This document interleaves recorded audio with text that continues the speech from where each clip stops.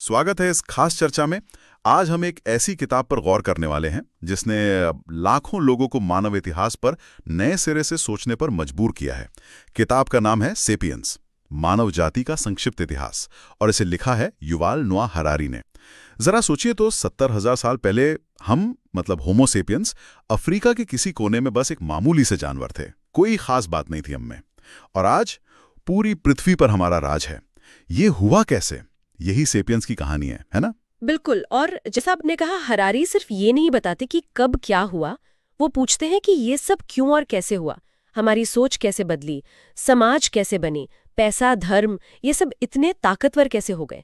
और सबसे बड़ा सवाल जो वो उठाते हैं, क्या इस सारी तरक्की से हम पहले से ज्यादा खुश भी हुए हैं? ये किताब मूलतः 3 बड़ी क्रांतियों के आसपास घूमती है: संज्ञानात्मक, फिर कृषि और फिर वैज्ञानिक क्रांति। तो चलिए इन स्रोतों की मदद से इस किताब के पन्नों को पलटते हैं, समझने की कोशिश करते हैं कि हम होमो सेपियंस आखिर यहाँ तक पहुंचे कैसे। तो पहली बड़ी छलांग, जैसे आपने कहा, संज्ञानात्मक क्रांति, ये लगभग 70,000 साल पहले हुई। क्या था ये? मतलब अचानक से क्या बदल गया? अचानक शायद सही शब्द न हो, पर ये एक बहुत ही क्रांतिकारी बदलाव था। हरारी का अंदाजा है कि हमारे डीएनए में कोई छोटा सा बदलाव हुआ होगा, और उस बदलाव ने हमारे दिमाग की वायरिंग, हमारे सोचने के तरीके को बदल दिया। यहीं से हमारी कहानी बाकी जानवरों से एकदम अलग हो जाती है। लेकिन जानवर भी तो आपस में बात करते हैं, मतलब खतरे का इशारा देते हैं, खाने के बारे में बताते हैं। हमारी भाषा में क्या खास था फिर? हाँ, वो करते हैं, पर उनकी भाषा यहाँ और अभी तक सीमित होती है। जैसे देखो, शेर आ रहा है या यहाँ फल हैं। इंसानी भाषा 2 तरह से खास थी। एक, हम गुजरी हुई बातों या आने वाले कल की प्लानिंग कर सकते थे, वो भी काफी डिटेल में।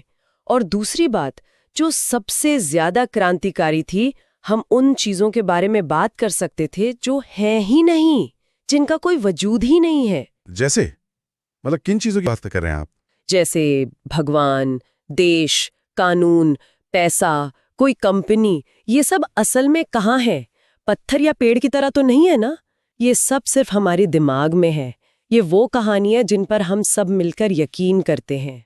हाँ, जैसे कोई चिंपैंजी ये नहीं कह सकता कि भाई तू मुझे आज केले दे दो, मरने के बाद तुम्हें स्वर्ग में बहुत सारे केले मिलेंगे। ये तो सिर्फ इंसान ही कर सकता है। एग्जैक्टली।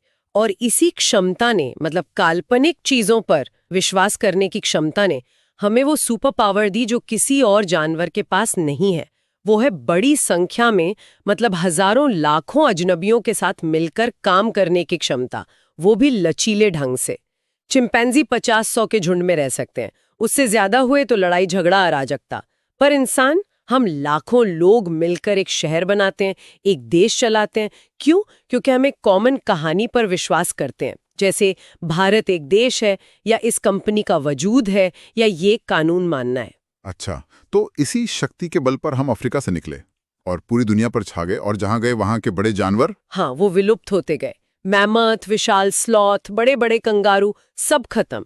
यहाँ तक कि हमारी ही दूसरी इंसानी प्रजातियां, जैसे नियांडरथल्स, वो भी हमारे आने के बाद ज्यादा टिक नहीं पाए। हम अचानक से ग्रह के सबसे खतरनाक शिकारी बन गए। लेकिन यही पर हरारी एक सवाल उठाते हैं, है ना, कि ये शक्ति तो मिल गई, पर क्या इससे हमें खुशी भी मिली? बिल्कुल। क्या ये तरक्की खुशी की गारंटी थी, या ये बस एक जाल की शुरुआत थी जिसमें हम आगे चलकर फंसने वाले थे? ये सवाल वो छोड़ देते हैं। ठीक है, तो शिकारी संग्राहक से हम कहानीकार बन गए, फिर आया दूसरा बड़ा मोड़, कृषि क्रांति। बिल्कुल। लगभग 10-12 हजार साल पहले। जी। इसे तो हम आमतौर पर एक बहुत बड़ी तरक्की मानते हैं। शिकार छोड़कर खेती करना, घर बसाना, अच्छा ही हुआ होगा ना? हाँ, देखने में तो यही लगता है, यही पढ़ाया जाता है। पर हरारी इसे कहते हैं इतिहास का सबसे बड़ा धोखा। धोखा? क्यों भाई? वो तर्क देते हैं कि शिकारी संग्राहक शायद ज्यादा ठीक ठाक थे, मतलब सेहत के लिहाज से, आजादी के लिहाज से, और शायद खुशी के लिहाज से भी। ये बात थोड़ा हजम नहीं हो रही। शिकारी जीवन तो बड़ा मुश्किल और खतरनाक रहा होगा ना? खाने की कोई गारंटी नहीं। खतरनाक तो था, पर शायद उतना मुश्किल नहीं जितना हम सोचते हैं। रिसर्च बताती है कि वो दिन में बस कुछ घंटे ही खाना खोजने या शिकार करने में लगाते थे। बाकी टाइम आराम, गपशप, खेलना कूदना। उनकी डाइट बहुत अच्छी थी, मतलब तरह तरह की चीजें खाते थे, फल, सब्जी, कंदमूल, कीड़े, जानवर। पोषण पूरा मिलता था और भविष्य की ज्यादा चिंता नहीं थी। आज का जुगाड़ हो गया, बस कल की कल देखेंगे। तो फिर खेती में धोखा क्या था? हरारी का वो तर्क कि इंसानों ने गेहूं को नहीं, गेहूं ने इंसानों को पालतू बनाया, इसका क्या मतलब है? सोचिए जरा, गेहूं को क्या चाहिए? उसे चाहिए कि उसके आसपास के पत्थर कंकड़ हट जाएं, उसे पानी मिले टाइम पर, कोई दूसरी घास उसे परेशान ना करे, कीड़े मकोड़े उसे न खाएं। ये सब किसने किया? इंसान ने। अब इंसान सुबह से शाम खेतों में खट रहा है, जुताई, बुआई, पानी देना, जंगली घास हटाना, रखवाली करना। उसकी आजादी गई, वो एक जमीन के टुकड़े से बंध गया। और खाने पीने का क्या? ज्यादा अनाज मतलब बेहतर खाना? अनाज ज्यादा जरूर हुआ, तभी तो आबादी बढ़ी, पर खाना बेहतर नहीं हुआ। डाइट एकदम सीमित हो गई। ज्यादातर लोग बस गेहूं, चावल या मक्का ही खा रहे थे। इससे पोषण कम मिला, बीमारियां बढ़ीं, खासकर दांतों और हड्डियों की। फिर एक जगह रहने से और जानवरों के साथ रहने से इन्फेक्शन तेजी से फैले और फसल खराब हो गई तो मतलब भूखमरी। तो कुल मिलाकर एक औसत किसान की जिंदगी शायद एक औसत शिकारी से ज्यादा मेहनत वाली, ज्यादा तनाव वाली और कम सेहतमंद थी। और शायद यहीं से भविष्य की चिंता भी ज्यादा बढ़ गई होगी। हाँ बिल्कुल, पहली बार इंसान को कल की बहुत ज्यादा फिक्र होने लगी। बारिश होगी या नहीं, सूखा पड़ गया तो, फसल में कीड़े लग गए तो। और इसी के साथ आई मेरी जमीन मेरा अनाज वाली सोच, निजी संपत्ति। और जहां संपत्ति आई वहां आ गई असमानता। कुछ लोगों के पास ज्यादा जमीन, ज्यादा अनाज हो गया, वो बन गए राजा, जमींदार। बाकी ज्यादातर लोग बन गए किसान, मजदूर। यहीं से शुरू हुआ समाज में ऊंच नीच, शोषण और बड़े पैमाने पर लड़ाइयां। तो मतलब हम एक जाल में फंस गए। आबादी बढ़ गई तो वापस शिकार पर जा नहीं सकते थे, और खेती छोड़ी तो भूखे मरेंगे। हाँ, इसे ही हरारीज लग्जरी ट्रैप कहते हैं। थोड़ी सी सुविधा की चाहत में हमने एक ऐसा रास्ता चुना जिसने असल में हमारी मुश्किलें बढ़ा दी। ज्यादा अनाज चाहिए तो ज्यादा बच्चे पैदा करो, ज्यादा बच्चे हैं तो और ज्यादा अनाज उगाओ। ये एक अंतहीन चक्र बन गया। ठीक है, तो खेती ने आबादी तो बढ़ा दी, पर एक नई समस्या खड़ी हो गई। इतने सारे लोगों को जो एक दूसरे को जानते भी नहीं, उन्हें एक साथ कैसे रखें? उनमें तालमेल कैसे बिठाएं? शहर और राज्य कैसे चलाएं? यहीं पर हमारी कल्पना शक्ति फिर से काम आई। हमने 3 और बहुत शक्तिशाली काल्पनिक सिस्टम्स बनाए, जिन्होंने लाखों करोड़ों अजनबियों को जोड़ने का काम किया। हरारी इन्हें कहते हैं पैसा, साम्राज्य और धर्म। पैसा? ये तो हम रोज इस्तेमाल करते हैं, ये कैसे जोड़ता है? ऐसा सिर्फ नोट या सिक्का नहीं है, ये भरोसे का एक सिस्टम है। एक कहानी है जिस पर हम सब विश्वास करते हैं कि इस कागज के टुकड़े की या इस डिजिटल नंबर की कोई कीमत है। और इसकी सबसे बड़ी खूबी है कि ये यूनिवर्सल है।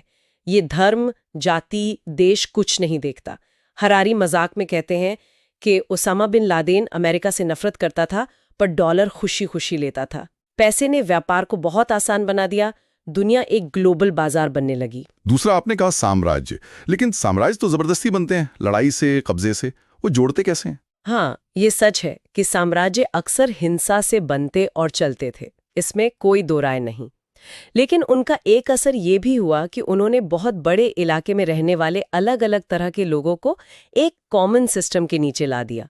एक कानून, एक शासन, कई बार एक भाषा या एक सिक्का। सोचिए रोमन साम्राज्य, मौर्य, मुगल, ब्रिटिश साम्राज्य। इन्होंने सड़कें बनाई, व्यापार को सुरक्षा दी। इससे लोगों, विचारों, टेक्नोलॉजी का आना जाना बढ़ा। इन्होंने हम का दायरा बढ़ा किया। हम और वो की दीवारें थोड़ी कमजोर हुईं। हालांकि ये प्रोसेस अक्सर बहुत दर्दनाक था। और तीसरा था धर्म। ये साम्राज्यों से कैसे अलग था? धर्म ने एक ऐसी व्यवस्था की बात की जो इंसानी राजाओं और कानूनों से भी ऊपर थी। एक यूनिवर्सल डिवाइन ऑर्डर।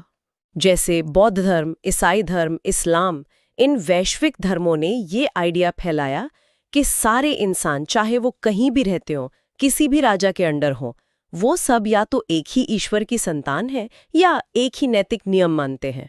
इसने करोड़ों अजनबियों को एक पहचान दी, एक जैसे मूल्य दिए, एक मकसद दिया। लोग दूर बैठे अजनबियों के लिए भी सहयोग करने लगे, त्याग करने लगे। तो पैसा, साम्राज्य और धर्म, इन 3 बड़ी कहानियों ने धीरे धीरे बिखरी हुई इंसानियत को एक ग्लोबल समाज की तरफ लाना शुरू कर दिया। पर एक क्रांति अभी भी बाकी थी। हाँ बिल्कुल, और वो थी लगभग 500 साल पहले यूरोप में शुरू हुई वैज्ञानिक क्रांति। और इसका जो मूल मंत्र था ना, वो बड़ा सीधा सा था पर क्रांतिकारी था। हमें नहीं पता। हमें नहीं पता ये कैसे क्रांतिकारी हुआ? अपनी अज्ञानता मानना? हाँ, क्योंकि इससे पहले क्या माना जाता था कि जो भी जानने लायक जरूरी बातें हैं वो या तो पुरानी धर्म किताबों में लिखी हैं या पुराने ज्ञानी लोग बता गए हैं। वैज्ञानिक क्रांति ने कहा नहीं, हम दुनिया के बारे में बहुत कुछ नहीं जानते हैं और जानने का तरीका पुरानी किताबों को रटना नहीं है। तरीका है बाहर जाओ, दुनिया को ध्यान से देखो, अवलोकन करो, प्रयोग करो, गणित का इस्तेमाल करो और फिर सिद्धांत बनाओ। और सबसे जरूरी, हमेशा तैयार रहो कि नए सबूत मिलने पर तुम्हारे सिद्धांत गलत साबित हो सकते हैं और तुम्हें उन्हें बदलना पड़ेगा। अच्छा, मतलब ज्ञान कोई पत्थर की लकीर नहीं है, वो बदलता रहता है, विकसित होता रहता है। बिल्कुल। न्यूटन आए, डार्विन आए, आइंस्टाइन आए, ज्ञान का जैसे विस्फोट हो गया और फिर जल्दी ही राजाओं को, व्यापारियों को समझ आ गया कि इस नए ज्ञान में तो भाई बहुत शक्ति है। तो विज्ञान का गठबंधन हो गया साम्राज्यवाद और पूंजीवाद से। ये गठबंधन कैसे काम करता था? मतलब क्या हुआ इससे? देखिए, विज्ञान ने दी नई टेक्नोलॉजी, बेहतर जहाज, बेहतर हथियार, नई दवाइयाँ। इससे यूरोपीय देशों को दुनिया भर में अपने साम्राज्य फैलाने में मदद मिली। बदले में साम्राज्यों ने और पैसे वालों ने विज्ञान को पैसा दिया, सपोर्ट दिया। जैसे कोलंबस या कैप्टन कुक जब निकले तो सिर्फ जमीन खोजने नहीं निकले थे, उनके साथ वैज्ञानिक भी होते थे। वो नए पौधे, जानवर, नक्शे, लोगों के बारे में जानकारी इकट्ठा करते थे। तो ज्ञान और शक्ति ये एक दूसरे को बढ़ाने लगे। और पिछले 200 सालों में तो खैर कमाल ही हो गया। औद्योगिक क्रांति, बिजली, गाड़ियां, हवाई जहाज, एंटीबायोटिक्स, वैक्सीन, परमाणु बम, कंप्यूटर, इंटरनेट, सब इसी की देन है। हाँ, हमने प्रकृति पर इतना कंट्रोल पा लिया है जितना पहले कभी सोचा भी नहीं जा सकता था। अकाल, बीमारियां, इन पर काफी हद तक काबू पा लिया है। औसत उम्र बढ़ गई है। हम वो काम कर सकते थे जो पहले सिर्फ भगवान कर सकते थे, ऐसा माना जाता था। लेकिन हरारी एक और दिलचस्प बात कहते हैं।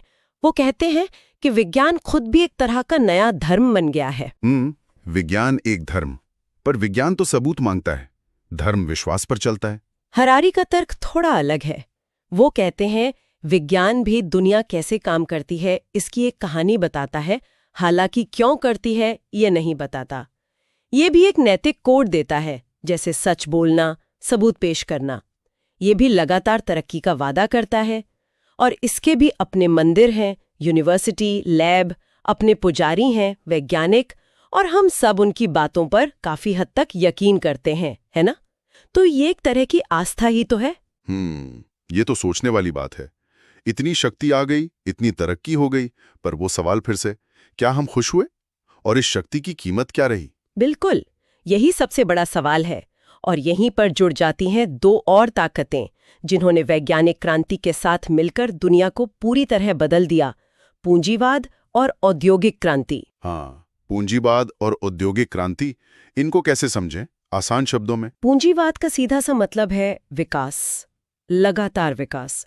पैसा कमाओ, उसे वापस काम में लगाओ और पैसा कमाओ। ये चक्र चलते रहना चाहिए। लक्ष्य सिर्फ जरूरतें पूरी करना नहीं है, बल्कि पूंजी को बढ़ाते जाना है बिना रुके। और इसके लिए जरूरी है कि लगातार नई चीजें बने और लोगों ने खरीदे। और औद्योगिक क्रांति ने इसमें क्या मदद की? औद्योगिक क्रांति ने इस पूंजीवादी सपने को सच कर दिया। भाप इंजन, बिजली, मशीनों ने हाथ के काम की जगह ले ली। फैक्ट्रियों में बड़े पैमाने पर उत्पादन होने लगा। लोग गांव छोड़कर शहरों में आए फैक्ट्रियों में काम करने। जिंदगी बदल गई। अब सब कुछ घड़ी के हिसाब से चलने लगा। काम अक्सर उबाऊ और थकाने वाला हो गया। इंसान एक बड़ी मशीन का छोटा सा पुर्जा बन गया। और इसी से निकला उपभोक्तावाद, कंज्यूमरिज्म। हाँ जी, जब फैक्ट्रियां जरूरत से ज्यादा माल बनाने लगीं तो उसे बिकवाना भी तो था। तो ये आइडिया फैलाया गया कि ज्यादा सामान खरीदना ही खुशी है। विज्ञापन हमें लगातार बताते हैं कि हमें ये नया फोन चाहिए, वो नई कार चाहिए, ये कपड़े चाहिए, तभी हम खुश रहेंगे, चाहे हमारे पास पहले से सब कुछ ठीक ठाक हो। ये तो कभी ना खत्म होने वाली दौड़ लगती है। शायद इसे हेडोनिक ट्रेडमिल कहते हैं। हाँ, मनोवैज्ञानिक यही कहते हैं। हमें कोई नई चीज मिलती है, थोड़ी देर अच्छा लगता है, फिर आदत पड़ जाती है, फिर अगली चीज की चाहत होने लगती है। हम भागते रहते हैं पर खुशी का लेवल वहीं रहता है। रिसर्च भी यही कहती है कि एक बेसिक ज़रूरतें पूरी होने के बाद ज्यादा पैसा या सामान खुशी को बहुत ज्यादा नहीं बढ़ाता। लेकिन इस मॉडल से तरक्की तो हुई है, गरीबी कम हुई, नई नई चीजें आई। लेकिन कीमत भी भारी चुकानी पड़ी है। प्रकृति का अंधाधुंध इस्तेमाल, प्रदूषण, क्लाइमेट चेंज, जानवरों और पौधों की प्रजातियों का खत्म होना, ये सब इसी अंतहीन विकास और खपत के मॉडल की देन है। और जैसा हमने कहा, दिमागी तौर पर भी क्या ये हमें सच में ज्यादा संतुष्ट बना रहा है या बस एक दौड़ में उलझाए रखता है? तो अब हम कहाँ हैं? हमने दुनिया बदल दी, प्रकृति को जीत लिया, अब आगे क्या? हरारी कहते हैं कि अब हम इतिहास के सबसे रोमांचक और शायद सबसे खतरनाक मोड़ पर हैं। अब तक हमने बाहर की दुनिया बदली थी, अब हम खुद इंसान को, होमो सेपियंस को बदलने की ताकत हासिल कर रहे हैं। हमारा 70,000 साल पुराना इतिहास शायद खत्म होने वाला है, कुछ बिल्कुल नया शुरू हो सकता है। वो भविष्य के 3 रास्ते बताते हैं, जितने दिलचस्प उतने ही डरावने भी। क्या है वो रास्ते? पहला है बायोलॉजिकल इंजीनियरिंग, मतलब जेनेटिक इंजीनियरिंग से हम अपने शरीर और दिमाग को बदल सकते हैं। ज्यादा उम्र, ज्यादा बुद्धि, शायद अमरता भी। लेकिन सोचिए, अगर ये तकनीक सिर्फ अमीर लोग ही खरीद पाएं तो क्या होगा? एक तरफ सुपर ह्यूमन अमीर, दूसरी तरफ साधारण गरीब। ये सिर्फ पैसे की असमानता नहीं होगी, ये तो बायोलॉजिकल फर्क हो जाएगा। शायद 2 अलग प्रजातियां ही बन जाएं। बाप रे। दूसरा रास्ता? साइबॉर्ग इंजीनियरिंग, यानी इंसान और मशीन का मिलन। ये तो अभी भी हो रहा है। नकली हाथ पैर, सुनने की मशीन। भविष्य में शायद हम अपना दिमाग सीधे कंप्यूटर से जोड़ पाएंगे, अपनी यादें ऑनलाइन सेव कर पाएंगे, शायद अपनी चेतना ही डिजिटल बना दें, शरीर की जरूरत ही ना रहे। पर तब इंसान होने का मतलब क्या रहेगा? हमारी आत्मा, हमारी पहचान, उसका क्या होगा? और तीसरा रास्ता? वो तो शायद सबसे ज्यादा अलग है। हाँ, वो है अकार्बनिक जीवन बनाना, मतलब आर्टिफिशियल इंटेलिजेंस। ऐसी चेतना बनाना जो हमारे जैसे मांस खून की ना हो, शायद सिलिकॉन चिप पर आधारित हो। अगर हम ऐसी सुपर इंटेलिजेंस बना लेते हैं जो हमसे ज्यादा होशियार हो और खुद को और बेहतर बना सकती हो, तो ये पृथ्वी के इतिहास की सबसे बड़ी घटना होगी। तब हम इंसानों का क्या होगा? क्या वो एआई हमारा ख्याल रखेगी या हम उसके लिए चींटियों की तरह हो जाएंगे, गैर जरूरी या रास्ते का रोड़ा? ये सब सुनकर तो दिमाग घूम जाता है। हम बनाने और मिटाने की भगवान जैसी ताकतें पा रहे हैं, पर जैसा हरारी कहते हैं, हमारी इच्छाएं, हमारी भावनाएं, वो अभी भी पुराने जमाने के जानवरों जैसी हैं। लालच, डर, गुस्सा। हम ऐसे भगवान बन रहे हैं जिन्हें पता ही नहीं कि अपनी शक्ति का करना क्या है। गैर जिम्मेदार भगवान। बिल्कुल, और यही सबसे बड़ा खतरा है। शक्ति खुद में बुरी नहीं है, पर बिना समझदारी और जिम्मेदारी के इस्तेमाल की गई शक्ति बहुत खतरनाक हो सकती है। इस पूरी कहानी के बाद संज्ञानात्मक क्रांति से लेकर इस भविष्य तक एक सवाल बार बार आता है, और हरारी भी इसे आखिर में पूछते हैं। वो है खुशी का सवाल। इतनी तरक्की कर ली, इतनी ताकत पाली, इतना ज्ञान आ गया, पर क्या हम आज उन पुराने शिकारी संग्राहक पूर्वजों से ज्यादा खुश हैं? ये बहुत बड़ा सवाल है और इसका जवाब हाँ या ना में देना मुश्किल है। हरारी का अंदाजा है कि शायद नहीं, या कम से कम हम ये दावे से नहीं कह सकते कि हम ज्यादा खुश हैं।